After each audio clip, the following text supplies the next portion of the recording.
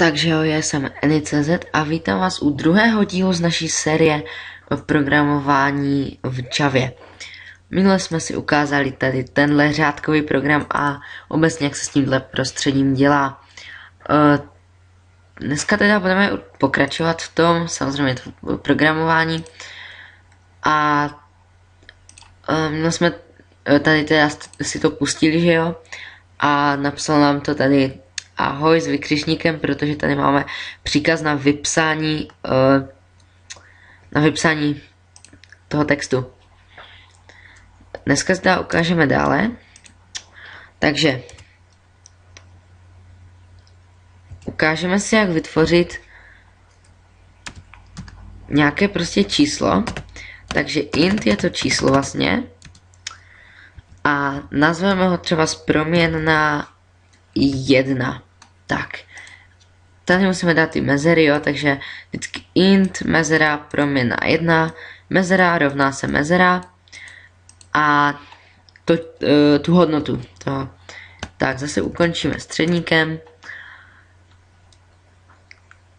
a dáme tam ještě jednu hned. Jo, zase stejně prostě, je to úplně přehledné. A teď máme teda dvě proměnné. Samozřejmě, jelikož nemáme, aby se nic vypsalo nebo tak je jasné, já jsem teď dal run, že se nám vypíše pořád jenom tohle, protože všechno, co běží v tom programu, samozřejmě není na obrazovce vypsané nebo tak. Tak, dál teda, abychom už nějak pokročili. Ne, to už nechci třetí. Co bychom... Dále si dneska ukážeme příkaz if. Určitě to znáte anglicky, to je vlastně jestli. Takže zase prostě do závorek, jako tady. No a dáme tady. Už to nedáváme do uvozovek, protože to není, co by to mělo napsat nebo tak.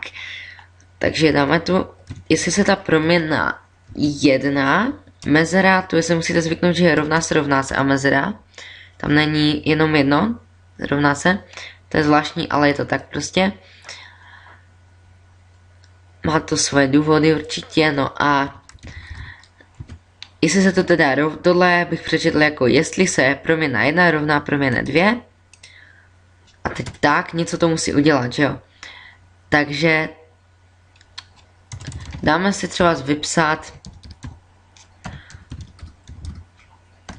zase nějaký třeba proměna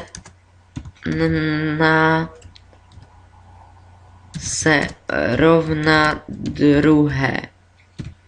Mohl bych to psát i s diakritikou, ale s tím nechci zdržovat zbytečně, když, no to je jedno. Tak, proměna se rovna druhé. Teď, co nám to tu píše? Jo, to jsem chtěl teprve udělat, samozřejmě, to bych nezapomněl. Teď tu jsou ty složené závorky. Takže za if musíte dát takovouhle složenou závorku. Já vám zase řeknu, jak se to dělá. Přejdete si na anglický jazyk a dejte zase shift a tam, kde je dlouhé U, nekroužkované, ale dlouhé, tak tam se to vlastně ta závorka otevírá. A tam, kde je A přehlaskované, tak tam se zavírá ta závorka. Nevím, jestli to máte taky tak na klávesnici, ale to je jedno. No, tady se vám teda otevřela ta závorka a protože ten if vlastně musí být jako, on je samostatný příkaz a pokud se to udělá, tak se má to vlastně vypsat, takže my tu musíme prostě dát tu závorku, protože jinak nám to nepůjde. Já teď akorát nevím, jo, my jsme tam měli blbě, ono to má vždycky smysl ty závorky, to jsme si ještě neukázali, takže tady vlastně to úplně, ne, tu to začíná. Jo, takže tady tahle závorka, kde to úplně začíná, prostě ta class se publikne, tak tam vlastně to končí. Takže ta první se shoduje s tou konečnou. Teď ta druhá by se měla shodovat, ano, ta druhá se shoduje s tou předposlední, to je taky logické, že jo, tam může chybět tady tohle vlastně. No a tady tahle třetí se shoduje tady s tím, jelikož ten systém má vlastně je samostatný příkaz, který má být v uzavřených závorkách. Jinak pokud na to dobře nevidíte, tak si to přepněte na HD rozlišení, takže ať vidíte přesně ty písmenka, co tam píšu samozřejmě. Pokud se tak již neučinili. Takže to bychom měli. A teď si tak ukážeme, jestli to funguje, že jo. Takže máme tu if, proměna 1 a ty proměny se nerovnají. Takže by to nemělo nic udělat, že jo. Já teď nevím, jestli mám pravdu. Jestli jsem se do toho nezamotal. Ano, mám pravdu. Ahoj, to se vypíše pořád, to je jasné, že jo, to máme tady první, tím se nebudeme mást. A samozřejmě tady ten řádek tu nemusí být volný, jo, to jsem si prostě jenom pro přehlednost udělal.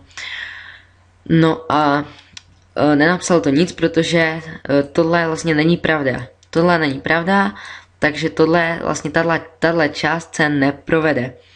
No a tohle a teď teda, ale my chceme udělat, i když to není pravda, tak chceme přece, aby to něco udělalo, že jo?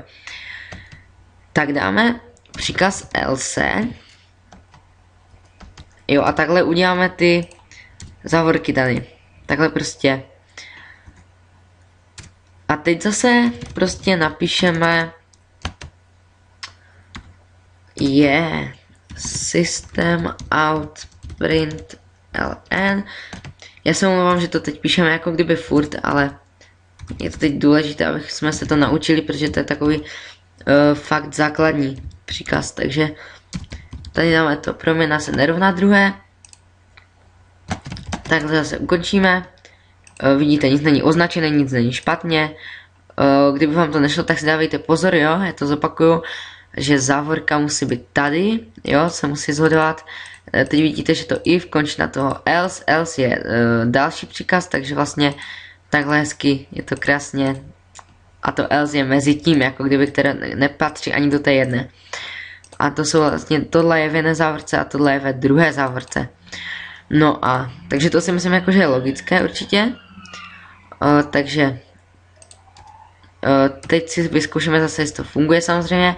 Mělo by se napsat proměna se nerovná druhé logicky, takže necháme si to vypsat. Ano, vidíte, proměna se nerovná druhé, jo, všechno funguje tak, jak má, takže to by bylo, jinak pokud jste neviděli předchozí díl, tak se na něho určitě podívejte. I když tam moc nebylo, ale říkal jsem tam i takové důležité základní věci, jak si založit projekt a tak dále. Já si myslím, že to pro dnešek stačí, nebo pro dnešek pro tento díl, protože tyhle tutoriály budou krátké, ale bude jich vycházet za to hodně velké množství, takže oni budou třeba jenom 8 minut, nebo já nevím, ale bude jich vycházet opravdu hodně, takže já jdu samozřejmě točit hned další, nevím, kdy vy to vidíte, ale to je jedno, takže já se s vámi loučím a ahoj.